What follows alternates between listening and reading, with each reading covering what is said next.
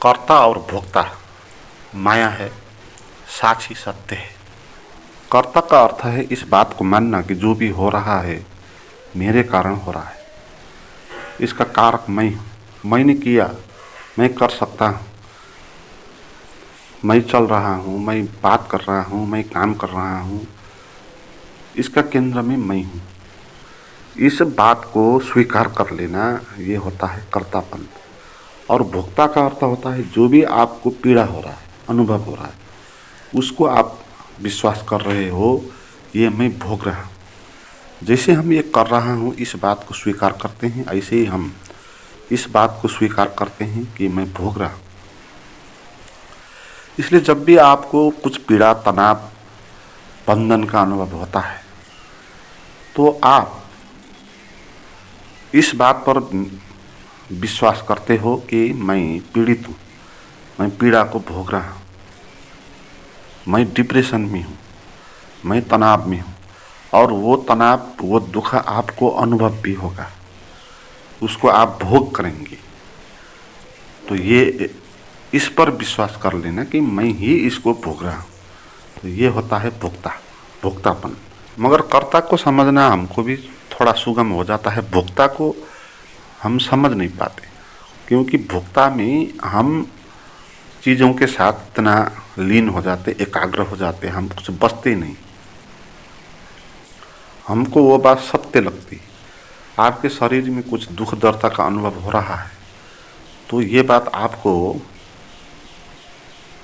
ज़्यादा विश्वास में ले लेती कि आपको कुछ हो रहा है, आप इसको भोग रहे हैं। मगर हम अगर कर्ता नहीं है तो हम भोक्ता भी नहीं हो सकते। इसलिए हमारे जीवन में, शरीर में, मन में जो भी पीड़ा, तनाव इत्यादि उत्पन्न होते हैं ये भी झूठ होते हैं, ये भी वास्तविक होते नहीं। हम हमारे भीतर भोक्ता है, तो भोक्तापन के कारण हमको ये पीड़ा अनुभव होती है। जैसे बाहर जो भी होता है अपने आप ही होता है, इस बात को आप समझ लो तो कुछ भी आप पर उसका असर नहीं होगा। जब आप कहेंगे कि इसको मैं कर रहा हूँ, मेरे कारण हो रहा है, तो आपको वो बात असर करेगा। जैसे आपका कोई आफंत की मृत्यु हो रही है, आप उसको अस्पताल ले जा रहे हो और आप उसको बचा नहीं पाए, उनकी मौत हो गई, तो अगर आप व्याख्या करेंगे कि मेरे कारण ही इनका मृत्यु हो गया, क्योंकि मैं अगर अच्छे से कर लेता, समय में मैं अस्पताल पहुंचाता तो ये बच जाती, तो इसका मृत्यु का कारण मैं हूँ। अगर आप ऐसा सोचेंगे तो आप कर्ता भाव में आ गए।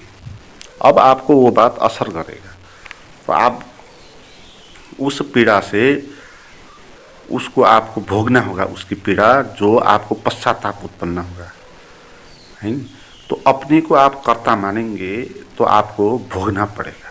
मगर आप अपने को कर्ता नहीं मानेंगे तो आपको उस बात का असर नहीं पड़ेगा। उसी घटना को अगर आपने ऐसा व्याख्या कर लिया तो मैं तो हूँ ही नहीं, मेरे क्या है ना, उनका जो जीवन है, जहाँ तक उनका जीवन होता वहाँ तक होता, और मृत्यु एक दिन सभी की आती, तो मृत्यु में मेरा कोई हाथ हो नहीं सकता। किसी की भी मृत्यु में हमारा हाथ, हमारे अपनी मृत्यु पर हमारा हाथ नहीं होता है। हम कारण नहीं होते हैं हमारी मृत्यु का। अगर हम कारण हो सकते हैं तो अपनी मृत्यु को तो हम रोक ही सकते हैं, दूसरे की मृत्यु तो हम रोक नहीं सकते, अपनी तो हम रोक सकते हैं।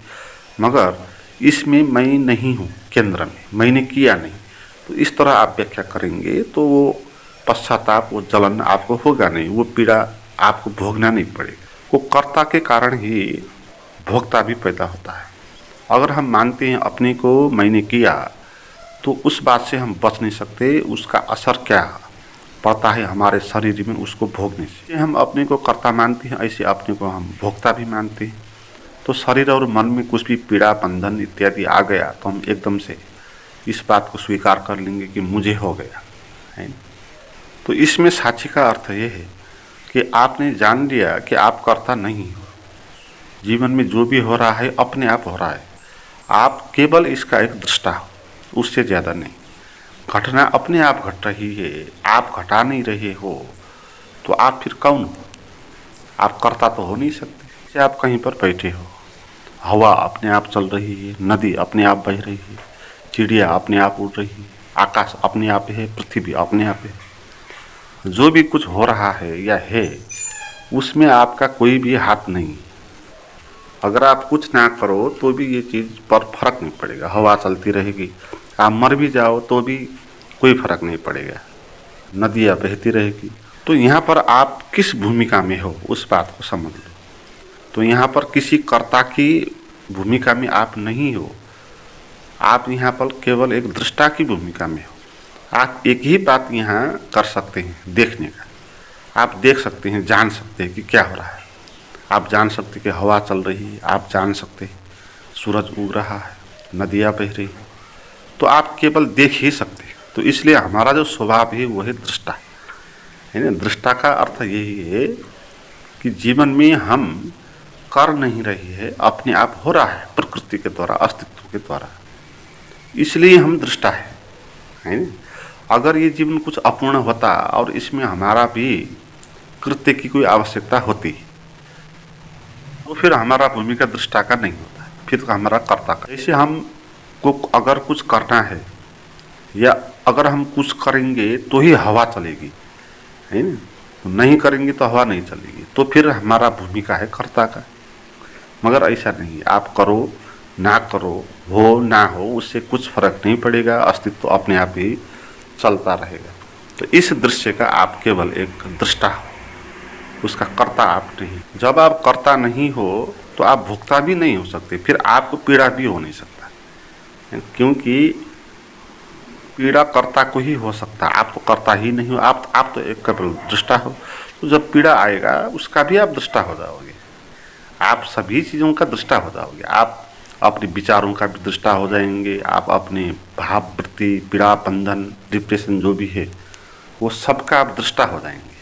यहाँ पर भी ये नियम लागू होगा, ये भी आप नहीं कर रहे हो या ये भी आप नहीं भोग रहे हो, जो हो रहा है अपने आप ही हो रहा है। आपके शरीर में वृत्ति उठ रही है, मन में विचार चल रहे हैं, तो ऐसे ही बाहर हवा चल रही है, सूरज उग रहा है, नदियाँ बह रही हैं, ऐसे ही भीतर की भी क्रिया हो रही है। आपके शरीर में फेफड़ा काम कर रहा है, हार्ट काम कर रहा है, ब्लड का सर्कुलेशन हो रहा है, पाचन की प्रक्रिया हो रही है। आप कान से सुन रहे हो, आँख से देख रहे हो, त्वचा से स्पर्श कर रहे हो, जीवा से टेस्ट ले रहे हो। तो ये सब चीज़ें ऐसे ही हो रही है जैसे बाहर हो रही। तो जैसे हम बाहर के कर्ता नहीं, ऐसे ही भीतर के हम भोक्ता भी नहीं। कर्ता और भोक्ता एक ही अर्थ देता है ना। मगर बाहर के चीज़ों को करने को हम कहते हैं कर्ता, भीतर की चीज़ों को करने को हम कहते हैं भोक्ता। भीतर से आप डिप्रेशन में हो, आप पीड़ा का अनुभव कर रहे हो, उसको झेल रहे हो, उस तनाव में आप हो, तो आप भोक्ता हो।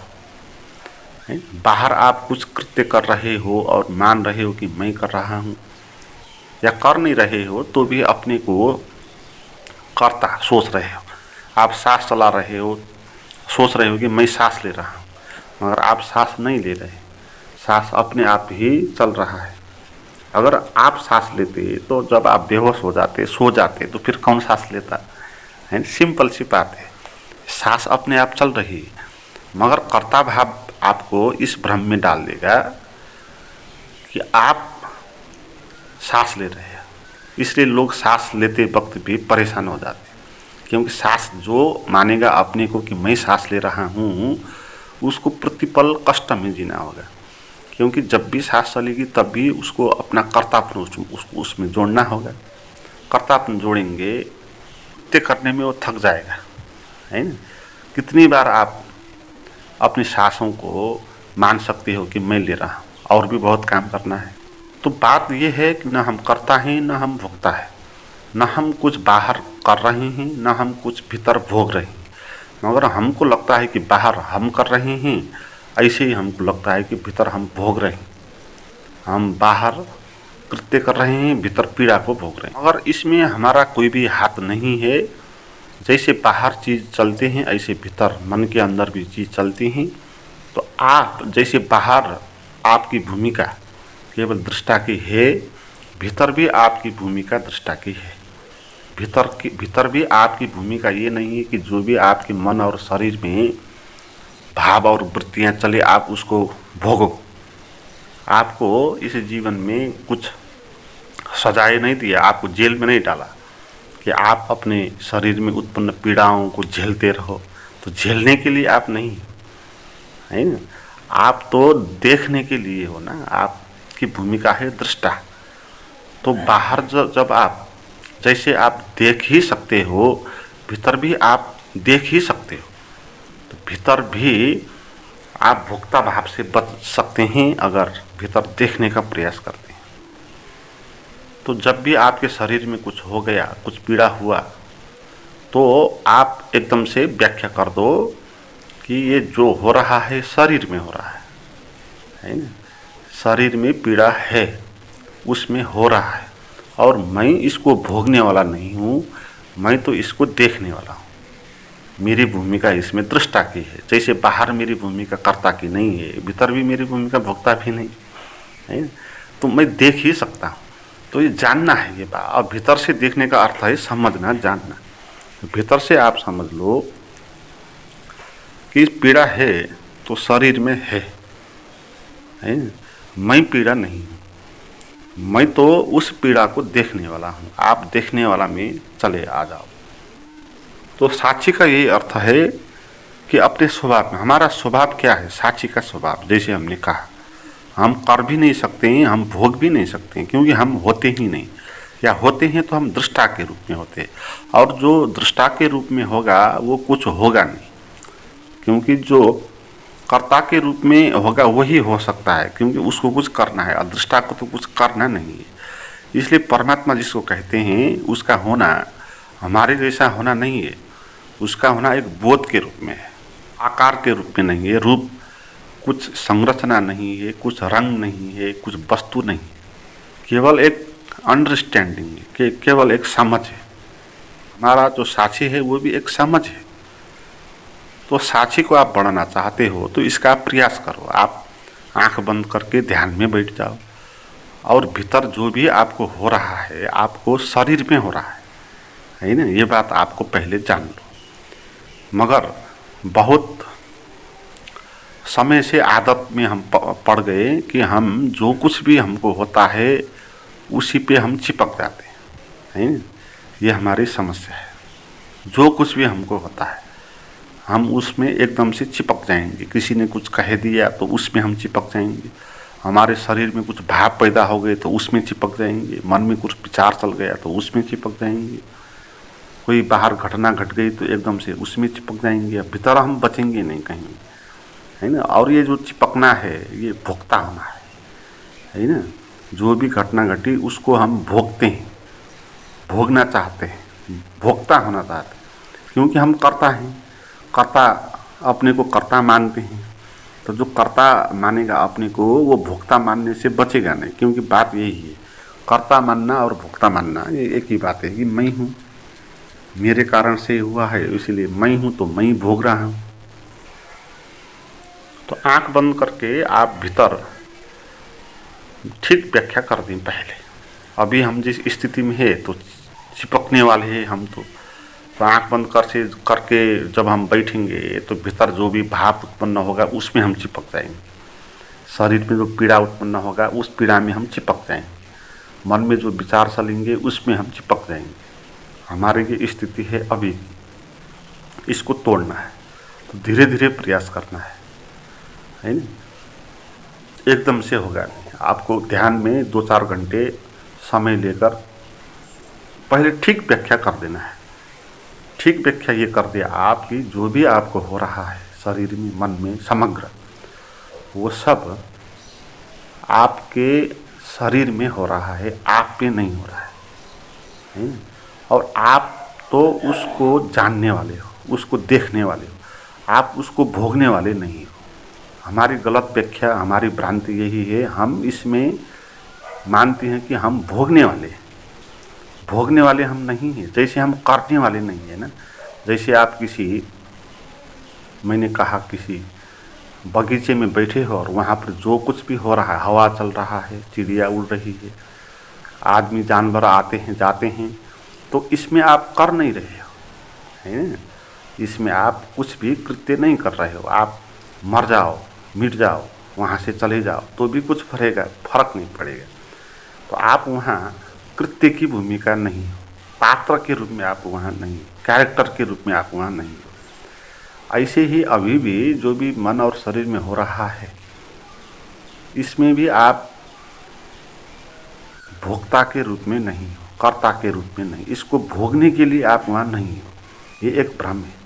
इसलिए हमको पीड़ा का, बंधन का महसूस होता है, क्योंकि हम इसमें चिपक जाते हैं। और शरीर में पीड़ा और दुख दर्द तो होगा, मन में भी होगा, है ना।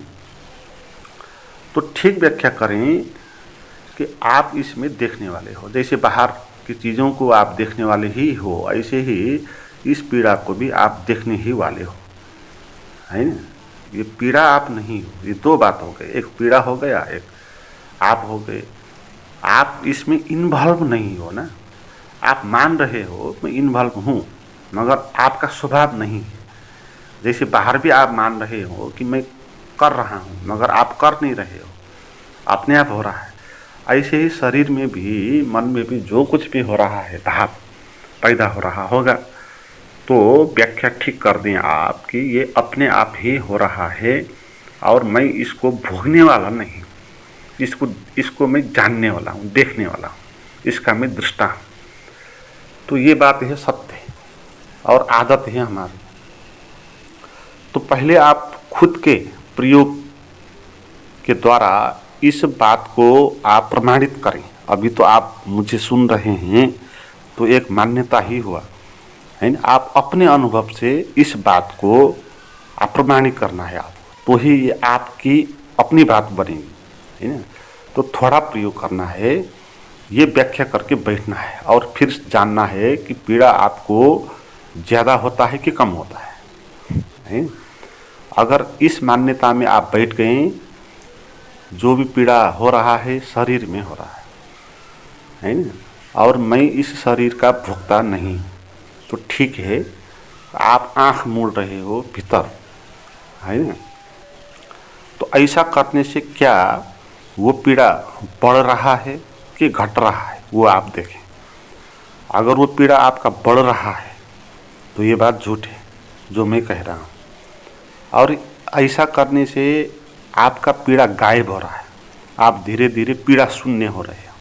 आप धीरे धीरे इन चीज़ों से मुक्त होते जा रहे हो और खुले आकाश जैसे होते जा रहे हो। अगर तो ये बात सच है, ये बात फैक्ट है ना। ये बात आप अपने अनुभव से जान लें। तो एक बार आपने जान लिया तो ये कुंजी आपके हाथ में लग गई। फिर जब भी आप कुछ भी हो जाए आपके शरीर में, आपके मन में, जो कुछ भी हो जाए, जितना भी तनाव क्यों ना हो जाए, एकदम से आप बैठ जाएंगे और ये भीतर ठीक व्याख्या कर देंगे कि जो हो रहा है वो शरीर में हो रहा है और मैं इस शरीर का कर्ता नहीं हूँ, तो इस शरीर का भुगता भी नहीं। आप इस शरीर के कर्ता भी नहीं है ना, ये बात भी आप समझ ले। आपने अपना शरीर तो पैदा नहीं किया है। आपका जो शरीर है इसमें आपका हाथ नहीं है। आपके माँ और बाप के हार्मोन्स के कारण पैदा हुआ है, फिर अन्न, जल, ऑक्सीजन इत्यादि के कारण ये बड़ा है, और समाज, शिक्षा इत्यादि के कारण इसमें विचार पैदा हो रहे हैं। तो इस शरीर का भी आप कर्ता नहीं हो। तो इस शरीर को भी आप उसी तरह देख सकते हो जैसे आप बाहर की चीज़ों को देख रहे हो। जैसे नदी अपने आप बह रही है तो आपने उसको कुछ किया नहीं, आप का उसमें कोई हाथ नहीं। ऐसे आपके शरीर में भी आपका कोई हाथ नहीं। तो जैसे नदी बह रही है ऐसे आपका शरीर भी बह रहा है। ये प्रवाह है, शरीर में विचार आ रहे हैं, जा रहे हैं, भाव आ रहे हैं, जा रहे हैं। तो जैसे नदी आ रही है, जा रही है, हवा आ रही है, जा रही है, ऐसे ही ये शरीर में भी हो रहा है। तो इसको आपने किया नहीं, है ना। तो इसका भी आप दृष्टा बनना है। जैसे बाहर की चीज़ों का आप दृष्टा बने, ऐसे अपने भीतर के भावों और भीतर के जगत के प्रति भी आप दृष्टा की तरह इसको लेना है, समझना है इस बात को। ये समझने से ही ये बात हो जाएगी। आप एकदम से आपके भीतर की आँख मुड़ जाएगी। आँख मुड़ने की बात है, है। तो आँख मुड़ जाएगी और आप वहाँ जाएंगे जहाँ आप दृष्टा के रूप में हैं। जो आपका अंतरतम स्वभाव है वो दृष्टा है, करता भी नहीं है, भुगता भी नहीं। तो इसलिए शरीर भी आपको छू नहीं सकता, पीड़ा भी आपको छू नहीं सकता, कोई भी चीज़ आपको छू नहीं सकता, क्योंकि आप कृत्यों का अंग नहीं हो, है। तो आप साक्षी हो। तो साक्षी इस तरह अनुभव से जाने। मित्रों, कुछ नए मित्र हैं तो आपको गाइडेड मेडिटेशन मेरे पास जो है वो करना चाहते हैं तो मुझे चैट कर सकते हैं। उसका नंबर और लिंक डिस्क्रिप्शन में है।